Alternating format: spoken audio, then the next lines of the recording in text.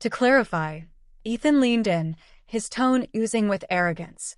We wanted to inform you now to avoid any confusion later. Everything is going to us. My brother's words struck me like a punch to the gut, and suddenly, the homemade lasagna on my plate, the very dish Mom had promised would entice me back home, felt heavy and unappetizing. For a brief moment, the dining room fell silent, the only sound being the distant murmur of traffic outside our suburban cul-de-sac. My heart raced in my chest as I gazed across the polished oak table at Ethan and Emma, my younger twin siblings, who were now grinning with smug satisfaction. What did you just say? My voice trembled despite my attempts to keep it steady. What do you mean by everything? Exactly what he said, Claire. Mom interjected sharply, her smile vanished, replaced by a firm set of her lips. Your father and I have decided to finalize our will, and we wanted you to hear it from us directly. The house, the beach cottage, all of it, is going to Ethan and Emma. I turned to Dad, searching for any sign of doubt, any hint that this was a cruel joke or a misunderstanding. But he was focused on the silverware in front of him, avoiding my gaze entirely. The silence that followed felt agonizing until he finally spoke, his voice soft and measured. Claire, you need to understand our reasoning, Dad said, slowly folding his hands. You've done exceptionally well for yourself. Your mother and I are proud of your career and the success you've achieved.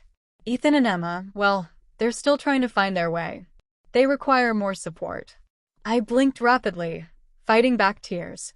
Support? For years, I had quietly taken on the family's financial responsibilities, believing it was my duty as the eldest child. Their mortgage payments, Ethan's constant tuition adjustments, Emma's extravagant hobbies, all quietly funded by me. Apparently, none of it mattered. My heart twisted with bitterness as I looked at my parents, their expressions resolute against me. It was a betrayal sharper than I had ever expected. So this is my reward for spending the last 4 years covering your mortgage? I asked, my voice low but resolute. For the tuition bills, the $30,000 I invested in renovating that beach cottage last summer? You're leaving me with nothing because I made something of myself. My mother sighed dramatically, shaking her head. This is exactly why we didn't want to tell you. You always bring it back to money, Claire. It's never about family for you. Heat flooded my cheeks, and my fists clenched beneath the tablecloth. It has always been about family for me. I retorted. Every sacrifice I made was for family. Because you asked, Mom. Because you said family sticks together. Ethan scoffed, reclining in his chair with his arms crossed smugly. You're acting like some kind of martyr. Nobody forced you to help. You just enjoyed playing the hero. Emma chuckled softly, twirling a glossy strand of her hair around her finger, her eyes glinting with amusement. Maybe you thought that if you threw enough money at us, Mom and Dad would finally love you as much as they love us. The harshness of her words cut deep, reopening a wound I had spent years trying to ignore. My parents remained silent, offering no reprimand, and their lack of response spoke volumes more than any defense they could have made. They had always coddled Ethan and Emma, shielding them and excusing their every reckless decision. Yet here I was, after years of sacrifice, being portrayed as greedy and selfish. My heart burned with indignation, scorching away the last remnants of my patience. You're right, Ethan, I finally said, forcing my voice to stay calm. No one made me do it. But from this day forward, no one will guilt me into being this family's ATM either. I'm done. I pushed my chair back and stood up abruptly, ignoring the shocked expressions on their faces. For a brief moment, the aroma of marinara and baked garlic hung in the air, a cruel reminder of what I had foolishly hoped would be a warm family gathering. Instead, I had been ambushed, humiliated, and rejected in the very home I had helped support. As I grabbed my coat from the hallway, the front door slammed shut behind me with a definitive thud, severing my connection to the voices inside, voices that no longer held any significance. Outside, the cool Seattle air hit me like a splash of cold water, helping to clear my mind. But my heart still felt raw, aching with disbelief. My own family had used me, discarded me, and left me feeling worthless. I climbed into my car and slammed the door, gripping the steering wheel with trembling hands as tears finally streamed down my face. During the silent, lonely drive back to my downtown apartment, memories flooded my mind. Every financial sacrifice, every canceled vacation, every sleepless night spent juggling spreadsheets and payments to keep them comfortable. All of it done quietly, without complaint, out of a misguided sense of love and obligation. How naive I had been to think my efforts were appreciated, let alone valued. Back home, my apartment felt strangely foreign now, as if everything around me was tainted by this revelation. I poured myself a generous glass of Cabernet, the expensive bottle I had saved for special occasions. Somehow tonight's bitter lesson felt fitting. Settling onto my couch, I opened my banking app. The recurring monthly payments, $1,800 labeled parents' mortgage, another $600 for their utility bills, mocked me from the screen. Without a second thought, I canceled them both. A quiet defiance surged within me as the confirmations appeared. As the evening turned into night, I replayed the dinner conversation in my mind obsessively. My anger gradually shifted to deep sadness. The rejection was not just financial, it was emotional. A lifetime of feeling like second best had been openly confirmed. Yet, even amid the hurt, something new began to stir within me. A sense of liberation, a realization that my worth was not defined by their acceptance. It was time to reclaim my own life, free from the expectations and obligations that had become chains around my spirit. I knew my parents, Ethan and Emma, wouldn't let this go quietly. There would be calls, arguments, perhaps even retaliation. But tonight marked a turning point. No matter how hard they pushed back, I silently vowed to myself. I was done being their victim, done quietly accepting disrespect under the guise of duty. From this moment on, my life was my own. As I drained the final drop of wine from my glass, a bitter smile crept across my face in the darkness. My family had summoned me home to announce that everything would go to Ethan and Emma, but in doing so, they had inadvertently given me something far more precious: freedom. That night, sleep eluded me. I lay staring at the shadowy ceiling of my apartment, my mind caught in a relentless cycle of disbelief, hurt, and anger. The city lights outside flickered softly through my curtains, indifferent to the chaos swirling within me. Each time I closed my eyes, I was transported back to those humiliating moments at the dinner table, the smug look on Ethan's face, the disdainful amusement in Emma's eyes, and, most painfully, the stony silence from my parents. Their silence cut deeper than any of my siblings' sharp words ever could. By sunrise, exhaustion had drained me of tears.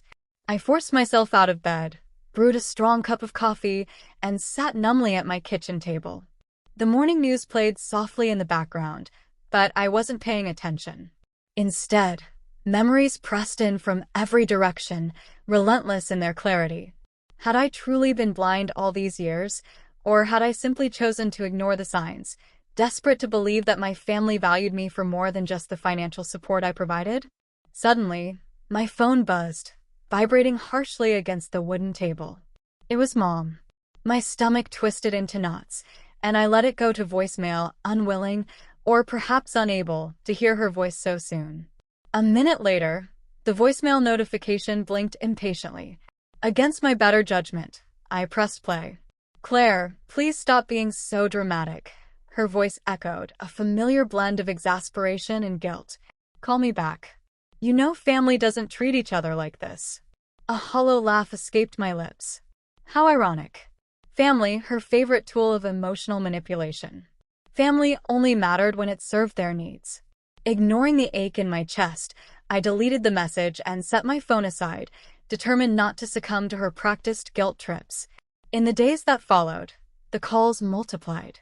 First it was Mom, then Dad, and finally Ethan and Emma joined in, alternating between condescending lectures and sarcastic pleas. Yet none of their voices carried even a hint of remorse, only growing irritation that their financial lifeline had suddenly disappeared. After a particularly bitter call from Emma, accusing me of selfishness and jealousy, I finally blocked them all. For the first time in years, a sense of peace washed over me, fragile and unfamiliar. Yet beneath that quiet relief lingered a dull, persistent ache, one I wasn't sure would ever fully fade.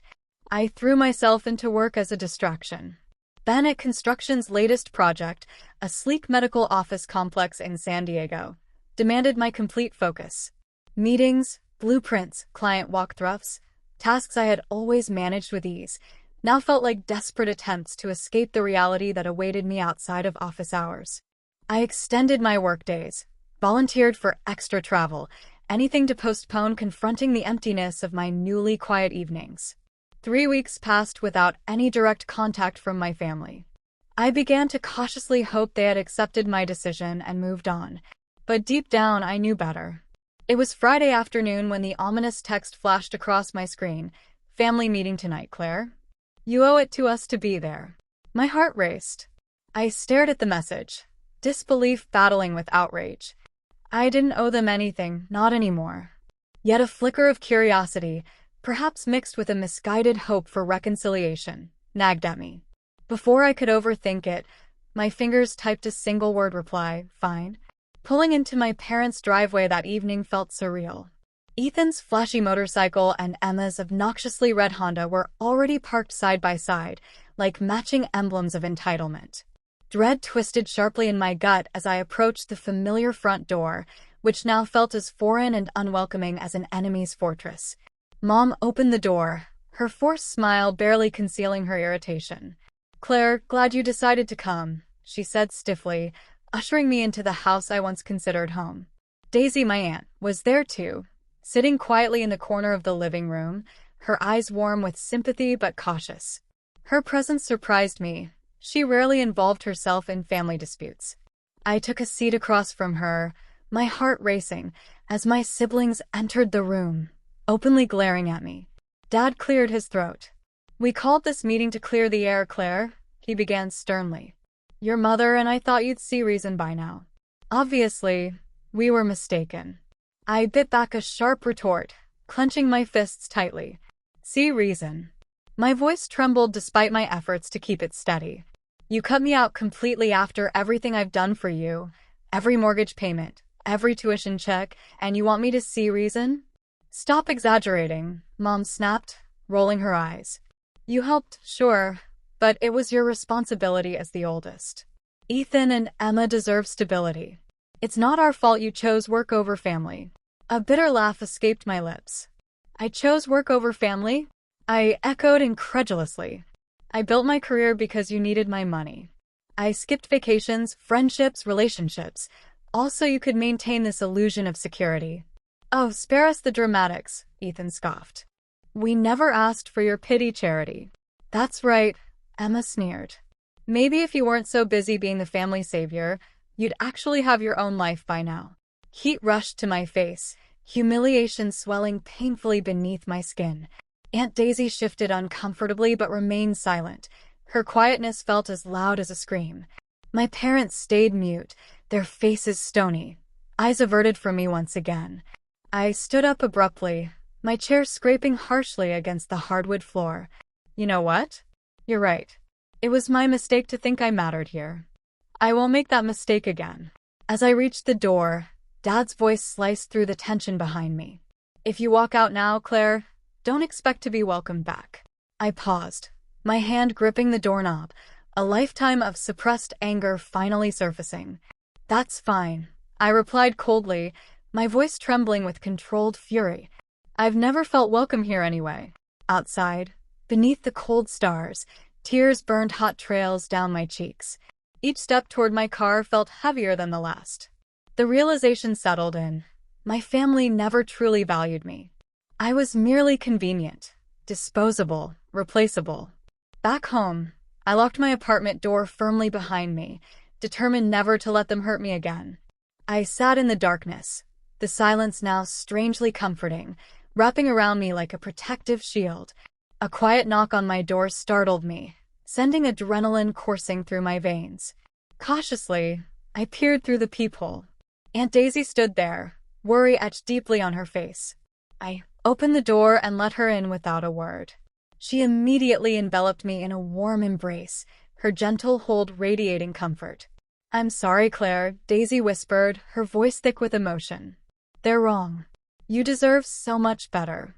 Her words cracked something inside me, and the tears I had been holding back flowed freely. Daisy held me tightly, allowing me to release years of pent-up pain and bitterness. After a long silence, she finally spoke again, her voice filled with conviction. They're scared. Scared of losing control, of facing their mistakes. For years, the recurring payments loomed over me like silent accusations. $1,800 for my parents' mortgage, $600 for utilities and bills, plus countless miscellaneous transfers simply labeled family help. My cursor hovered over the cancel button, my breath shallow and uneven.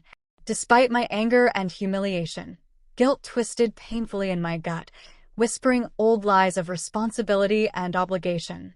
I hesitated, my mother's voice echoing in my mind. Family sticks together, Claire. Family sacrifices. Yet tonight had stripped away all illusions.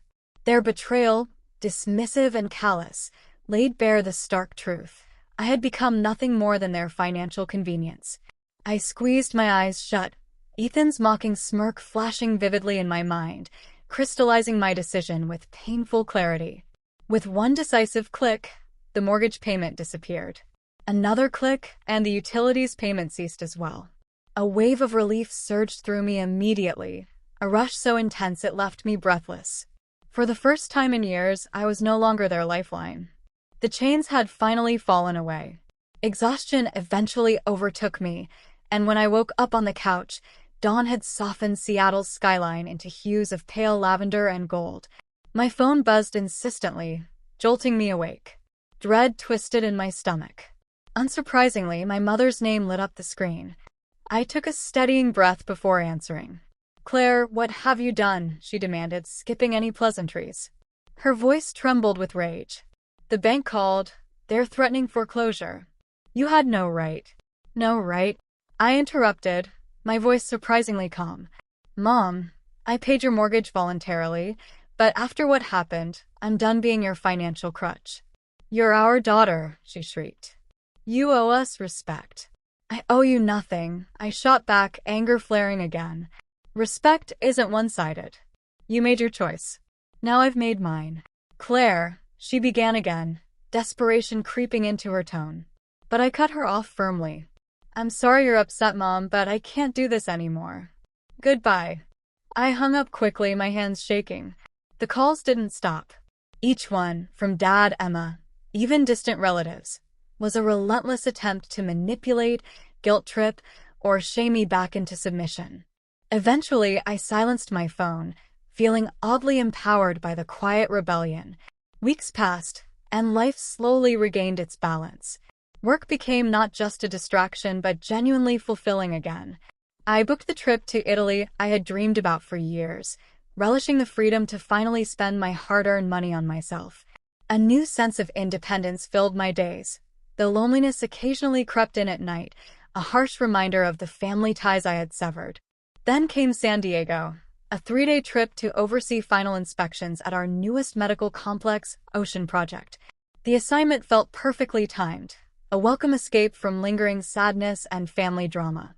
Returning late on a Friday evening, fatigue weighed heavily on my shoulders as I approached my apartment door, luggage in tow. But something was wrong. The closer I got, the clearer it became.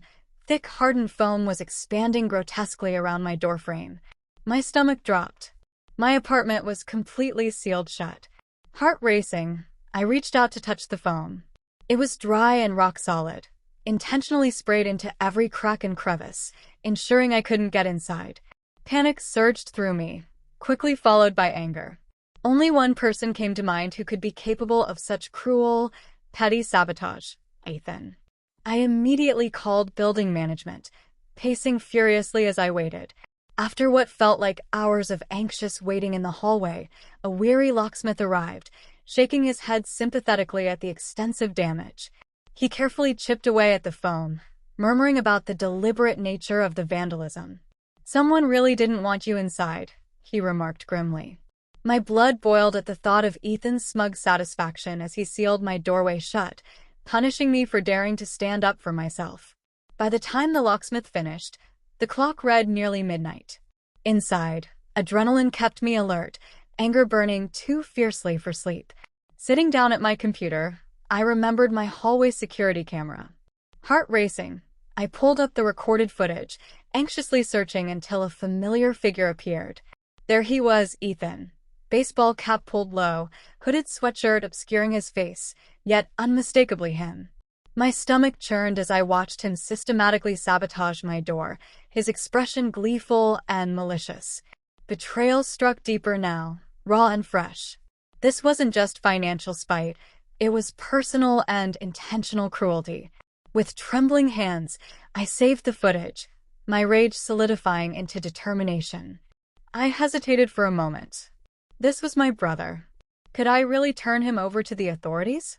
But this went beyond family squabbles. Ethan had crossed a line, from selfishness into criminality. I called Aunt Daisy, seeking her guidance. "Claire," Daisy's voice was gentle but firm, "if you don't hold Ethan accountable now, he'll never learn. Protecting him isn't kindness, it's enabling." Her wisdom steadied me with deep resolve. The next morning, I filed a police report, handing over the footage as evidence. My family's outrage erupted. A torrent of furious voicemails flooded my phone, calling me vindictive, heartless, a traitor. Yet beneath their anger lay desperation, a sudden realization that I was serious, no longer controllable. Ethan faced real consequences, with charges looming unless restitution was made. Finally, Dad called, his voice brittle with forced calm. "What will it take, Claire, for you to drop the charges?" $33,000. I replied instantly, the exact cost of repairs. "That's extortion," he barked indignantly. "No," I answered coldly, surprising even myself with the strength in my voice. "It's consequences. Ethan vandalized my home. Either he pays, or he faces the charges. It's his choice." He hung up abruptly. The following morning, a transfer appeared in my account, exactly $33,000, labeled bitterly as final payment. Despite their evident resentment, a sense of victory surged within me, not because of the money, but because, for once, I had forced them to acknowledge that their actions had consequences. Ethan's petty vandalism hadn't broken me. Instead, it had crystallized my newfound independence. No longer shackled by their selfish demands, I was finally reclaiming my life. Standing alone in my repaired apartment doorway, I took a deep breath, savoring the bittersweet victory. Yes, my family had betrayed me, hurt me, and pushed me to the brink. But they had unknowingly set me free. Now, at last, I could build a life on my own terms, answering only to myself. After Ethan's vandalism, my family's silence felt deafening. Days turned into weeks without any contact. No angry messages, no desperate pleas. At first, their silence seemed like a relief, but soon it morphed into a constant, oppressive reminder of what I had lost. My parents had chosen sides, and once again, I wasn't the one they picked. Then the rumors began. Aunt Daisy called late one evening, her voice filled with quiet urgency. "Claire, your mom's been talking. She's telling everyone you've abandoned them, that you're trying to make your parents homeless." My heart sank. "That's ridiculous," I whispered, gripping my phone tighter. "They left me no choice." "I know that," Daisy reassured gently. "But others don't. They think you're selfish, that you stopped helping your family out of greed." The accusation twisted painfully in my gut. My parents were rewriting history, painting me as the villain. Their martyrdom was complete. My years of quiet sacrifice, countless canceled vacations, delayed personal goals, and my own postponed dreams were being erased as if they had never mattered. I paced my apartment restlessly, anguish giving way to a fierce need to reclaim my voice. After years of obedience and silence, I was done letting others define my story. Determined, I sat at my laptop, fingers flying across the keys as I composed a detailed post for Facebook. I laid bare everything. The monthly mortgage payments, Ethan's tuition and irresponsibility, Emma's endless demands, and even the damage Ethan had caused. Every sacrifice, every dollar, and every ounce of quiet resentment poured out onto the screen. My hands trembled as I clicked post, releasing years of pent-up hurt into the open. Within minutes, comments flooded in, reactions swift and divided. Some expressed shock and sympathy, horrified that I had been exploited for so long. Others scolded me sharply, accusing me of airing private family matters publicly. Then came Mom's furious voicemail. How dare you humiliate us like this? You have no right. Her indignation triggered something primal inside me. I have no right? I shot back angrily, calling her immediately. You lied to everyone. After all I've done, you label me selfish, a villain, just to save face. You abandoned us, she hissed bitterly. No, I corrected, my voice trembling. You abandoned me the moment you decided my efforts meant nothing. You taught Ethan and Emma entitlement over responsibility, and now you're facing the consequences. You've destroyed our family, she whispered coldly. No, I replied softly. You did that yourself. I hung up, my heart racing, tears blurring my vision. Guilt twisted within me, painful and persistent. Had I truly destroyed my family by refusing to accept their betrayal? Was it wrong to stand up for myself and finally demand respect? A knock startled me from my spiraling thoughts. I opened the door to find Aunt Daisy, concern etched deeply on her face. Wordlessly, she enveloped me in a tight hug, offering the unconditional support I had longed for. Claire, your post changed everything, she said gently, stepping inside. Some family members are finally seeing the truth now. Your mom hid your contributions all these years. They had no idea. I sighed deeply, relief mingling with sadness. Does it even matter anymore? Yes, Daisy insisted softly, gripping my hand reassuringly. Your voice matters. You deserve recognition for all you've done. Your parents chose dishonesty, but that doesn't mean you have to live under their shadow any longer. Her words resonated deeply, planting seeds of strength in my battered heart. Slowly, the anguish began to fade, replaced by cautious hope. I was no longer hiding, no longer silent. The truth was painful, raw, but undeniably mine. Days later, my phone buzzed unexpectedly, a text from Emma, short and bitter. Thanks a lot. Everyone hates us now. Hope you're proud. I stared at her message, feeling strangely detached. I had spent so long chasing their approval, craving their acceptance at any cost. Yet now, standing amidst the ruins of our relationship, I realized their approval had never been genuine.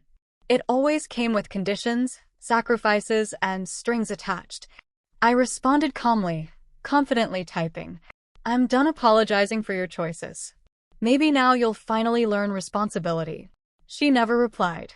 Weeks went by, and the harsh judgments from distant relatives gradually faded into the background.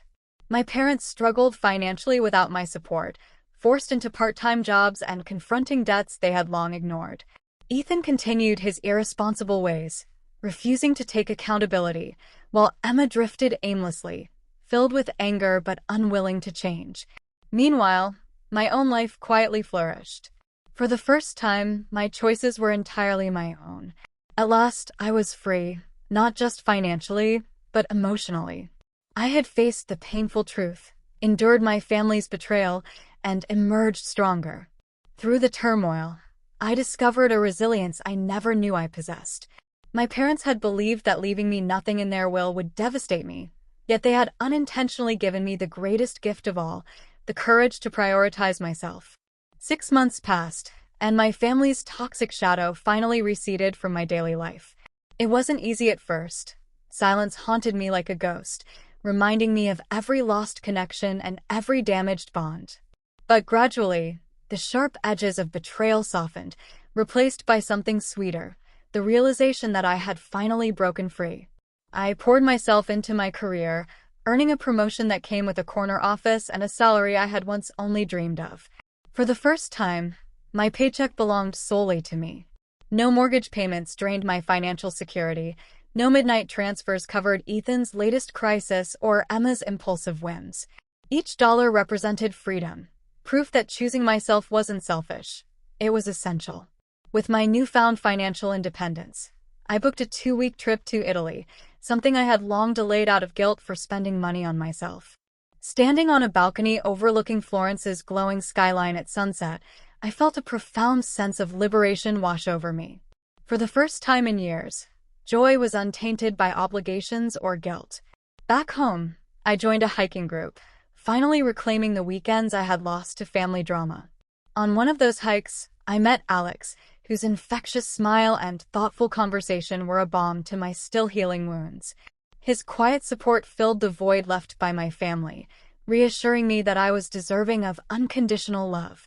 Months passed peacefully until one cold November evening brought an unexpected knock on the door. I opened it to find Aunt Daisy wearing her favorite sweater, holding 2 steaming cups of coffee. Without a word, she stepped inside and enveloped me in a tight hug. "I'm proud of you, Claire," she whispered, tears welling in her eyes. "You deserve all the happiness you can find." Daisy finally spoke softly. "Your parents are still blaming you for everything. They won't change, Claire. But you've grown stronger.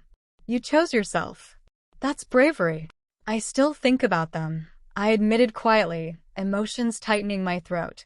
Not because I regret walking away, but because it still hurts to know they never truly loved me the way I loved them.